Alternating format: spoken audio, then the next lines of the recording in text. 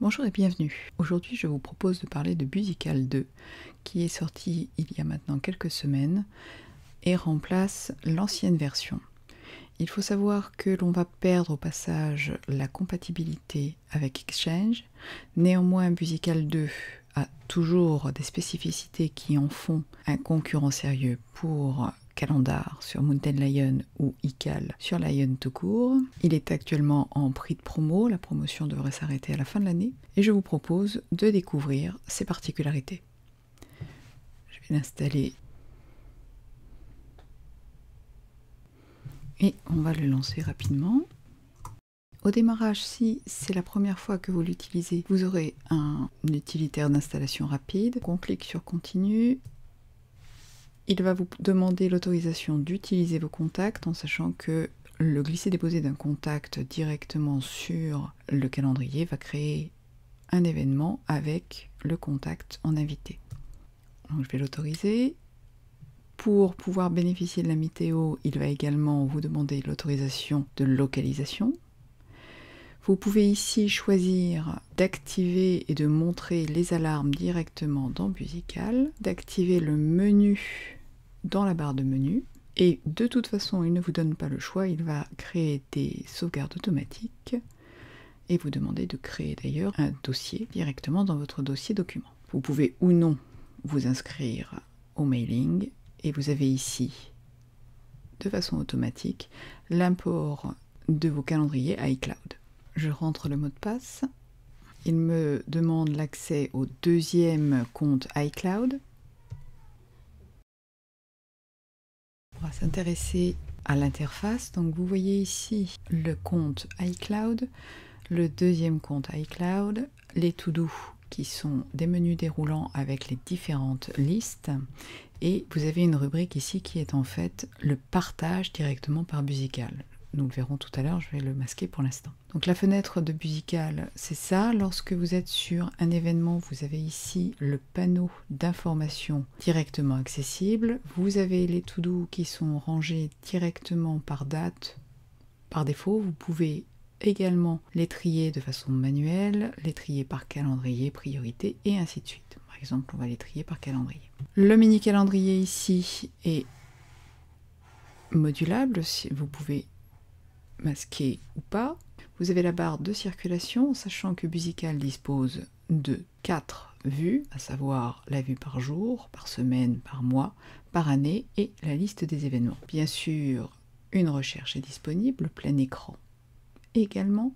Et le bouton ici permet de créer un événement rapide de la même manière qu'avec Calendrier ou avec Fantastical. Le bouton aujourd'hui permet de revenir directement à la journée. Les doubles flèches ici permettent de circuler de mois en mois, de semaine en semaine et ainsi de suite. Et vous avez ici un bouton supplémentaire qui vous permet de circuler de semaine en semaine. Lorsque vous êtes dans le mode mois, lorsque vous êtes en semaine, vous allez aller de jour en jour. Et lorsque vous êtes en mode jour, vous fonctionnez bien sûr de jour en jour également. La vue en année affichera les événements, mais ça nous le verrons tout à l'heure, et le mode liste vous permet d'avoir les notifications que vous allez pouvoir également filtrer sur un jour, sur une semaine, et ainsi de suite. On va repasser en mode fenêtre et en mode semaine. En dehors de cette interface, on va dire relativement classique, on peut avoir d'autres types d'affichage en se rendant dans les préférences. Ici par exemple, on va pouvoir paramétrer le premier jour de la semaine, mais aussi d'activer le mode semaine sur 15 jours. Donc vous avez ici l'affichage de 2 semaines. Même chose pour le mois, vous allez pouvoir par exemple naviguer non pas sur un mois mais sur 4 semaines et ainsi de suite. Vous pouvez ici déterminer les heures que vous souhaitez voir arriver, donc soit au lever du soleil, soit tout simplement, par exemple, la journée commence à 8 heures, tout dépendra de votre activité. Même chose pour que la journée se termine coucher du soleil. Vous pouvez montrer entre 12 et 24 heures à la fois. Vous avez ici le calendrier par défaut, donc par exemple, je vais déterminer que mon calendrier personnel sera le calendrier par défaut, avec l'heure de début par défaut également, en sachant que cette heure de début va être prise en compte essentiellement pour les événements jour entier. On peut déterminer une durée par défaut également. Vous activez ici le calendrier des anniversaires.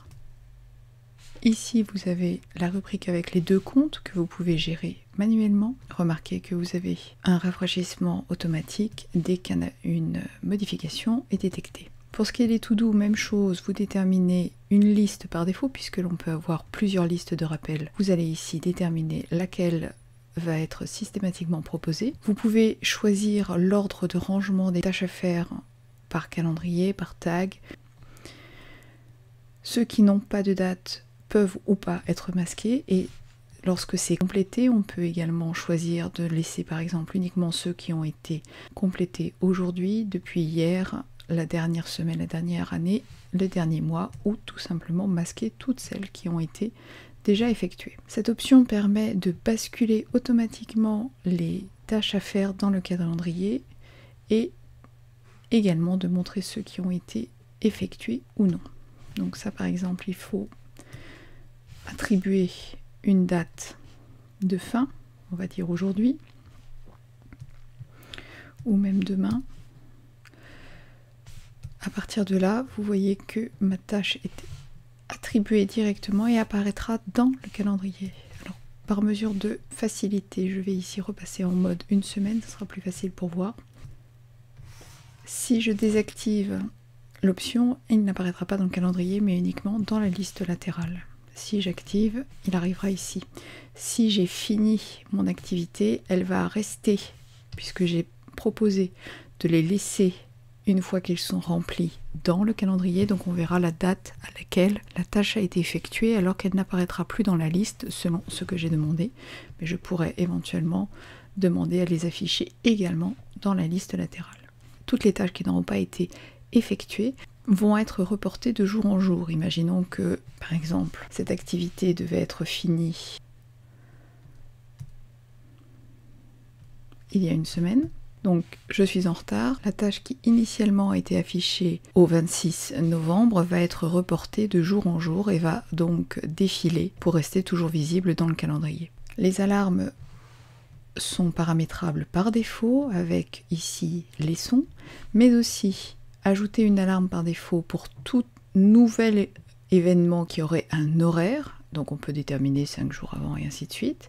Il est possible également d'ajouter une alarme par défaut pour les événements qui sont sur la journée, une alarme par défaut à toutes les tâches et une alarme par défaut pour tous les anniversaires, en sachant qu'on peut déterminer par exemple 1 semaine à l'avance pour que vous pensiez à acheter des fleurs. Ces alarmes sont soit raccordées au centre de notification, soit avec le propre système de Busycal, et vous pouvez également mettre un bouton pour rappeler à distance si vous avez demandé un délai supplémentaire.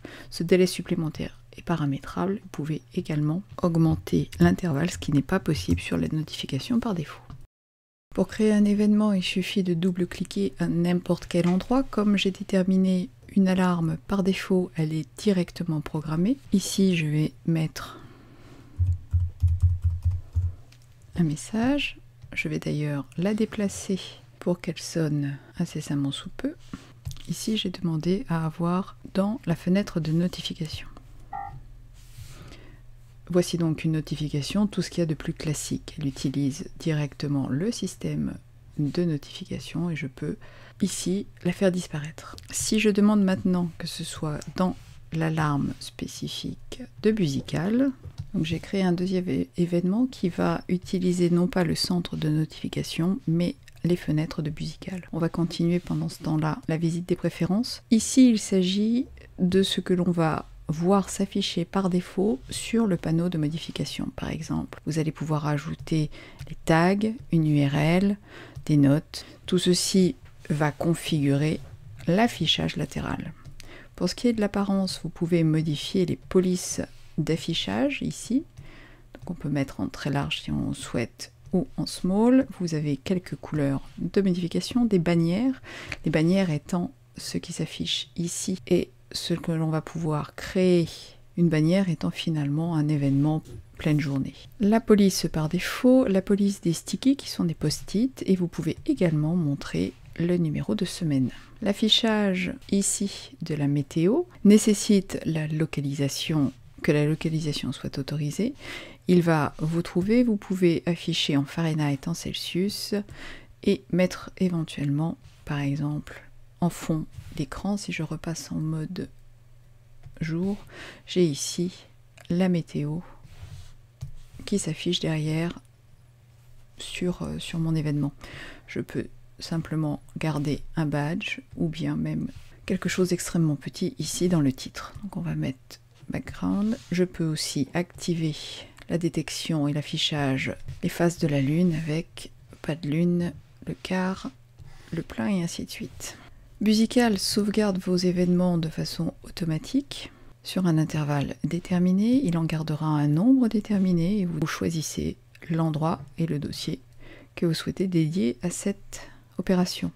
Vous avez ici la possibilité de restaurer en cas de problème. Ici, ça correspond à tout ce qui est invitation et calendrier partagé avec l'adresse mail par défaut. Vous pouvez également changer le nom, votre nom, sur le partage en réseau et changer l'application par défaut qui donc pourrait être Musical. Alors il semblerait qu'il y ait eu un petit bug, donc là j'ai la notification et là j'ai la fenêtre de notification de Musical, donc logiquement je ne devrais pas avoir celle-ci. Je pense que le deuxième événement est resté en mémoire. Donc vous voyez la fenêtre de Musical, si vous avez plusieurs alarmes, elle affichera toutes les alarmes avec en fond la couleur du calendrier qui correspond, qui est rappelée ici, et elle va disparaître au bout de quelques secondes, sauf si vous l'avez laissée en focus. Si l'on peut mettre des bannières, on peut également ajouter une note de journal, on peut ajouter un sticky. Alors le sticky, lui, le post-it va se chercher ici, vous rentrez votre texte et vous allez pouvoir le laisser afficher par-dessus votre événement. Autre subtilité, vous avez un panneau avec des graphiques. Ces graphiques, vous allez pouvoir par exemple les rajouter pour égayer ou illustrer votre calendrier. Je peux rajouter des ballons et ainsi de suite. Ces éléments peuvent être changés de taille et peuvent être bien sûr masqués ou zoomés grâce à la petite croix. Et vous avez un certain nombre d'emojis. Vous pouvez très bien importer vos propres icônes. Le post-it est attribué à une date précise, celle qui était en focus, et on va pouvoir l'afficher et le zoomer et le dézoomer. Lorsque l'on modifie un élément, il suffit de double-cliquer dessus. Vous voyez apparaître ici la même chose, la réplique de ce panneau, et vous allez par exemple pouvoir ajouter une URL qui sera cliquable par la suite, de la même manière que l'est dans Calendrier. À partir de là, un seul clic et vous ouvrirez bien sûr le lien. Lien qui sera affiché sur la fenêtre de rappel en cas d'alarme. On avait parlé du mode liste. Il reprend tous les éléments ajoutés, que ce soit des tâches, des post-it et ainsi de suite. Vous avez ici du texte. Vous pouvez littéralement écrire et remplir avec un texte enrichi à la manière d'un journal. Vous pouvez rajouter ici des éléments complets qui n'apparaîtront pas sur la vue habituelle, mais uniquement sur la vue liste. Point de détail, tous les éléments, que ce soit des tâches, que ce soit des événements à proprement parler, peuvent bénéficier d'une répétition qui est totalement paramétrable, par exemple en jours, en semaines ou en années, en sachant que vous pouvez par exemple dire tous les 2 mois, tous les 17 du mois, ou le premier samedi, le second samedi, et ainsi de suite. Donc vous voyez que là, pour le coup, il va plus loin que Calendrier. On peut également grouper les calendriers en faisant glisser des choses à associer, donc ce qui vous permettra de masquer en un seul clic plusieurs calendriers afin d'alléger l'affichage ou de ne voir par exemple que ce qui correspond aux choses qui ne sont pas du travail, donc pouvoir masquer et filtrer vos calendriers. Il existe une autre façon de faire un filtre qui est le Smart Filter. Donc le Smart Filter, c'est tout simplement un calendrier intelligent. Vous lui donnez un nom et vous allez le paramétrer pour qu'il montre certains événements en fonction de leur titre, des notes de tag, de leur localisation, d'une éventuelle URL et ainsi de suite. Vous avez aussi la possibilité de les trier par date ou par priorité, répétition et ainsi de suite. Si par exemple je rajoute un filtre de ce type, il ne va m'afficher que les éléments qui comprennent Retina. Imaginons que je rajoute ici un nouvel événement, ça sera également, il sera affiché. Si par contre je change ce nom, il disparaîtra de l'affichage. Donc c'est très simple. Les filtres sont modifiables par un clic droit.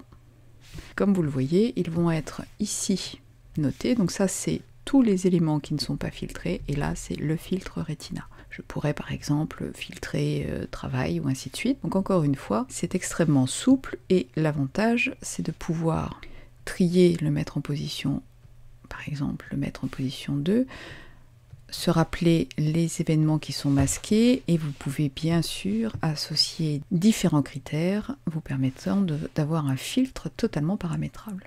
Le filtre s'applique sur le calendrier, mais aussi sur les tâches. Un petit tour sur la vue annuelle. On a ici désormais des tâches qui s'affichent, des tâches de couleur en fonction des calendriers concernés. Vous avez par exemple ici des anniversaires qui sont signifiés en rose. Vous avez ici les éléments, les derniers que j'ai créés, qui sont affichés en violet. Si par exemple je crée ici un nouvel événement, je vais changer le calendrier, je vais le mettre en travail, et que je retourne sur la liste, je vais avoir un élément vert. Et plus il y aura d'événements, plus les cases vont être colorées.